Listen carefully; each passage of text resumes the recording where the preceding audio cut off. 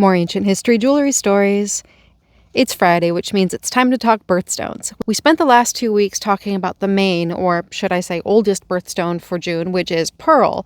There are 2 other birthstones for this month, and going in the order in which they were added to the list of birthstones, the next one we're going to talk about is Moonstone. Moonstone has a history going back to at least 1st century BCE in ancient Rome. Both ancient Greeks and ancient Romans associated Moonstone with their lunar gods. Moonstone was also very highly regarded in India, and there is a Hindu myth that it is made out of solid moonbeams. Moonstone has long been associated with clairvoyance, and for a time it was believed that you could see the future if you held a moonstone in your mouth during a full moon. Moonstone is part of the feldspar family of stones, which includes labradorite, sunstone, and amazonite.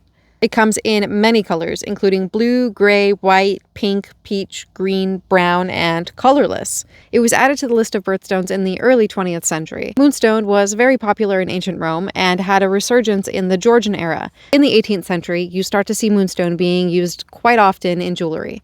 This trend carried through the 1800s into the Victorian era, and then into the early 20th century in the Edwardian era. The most valuable type of moonstone is colorless with a blue sheen.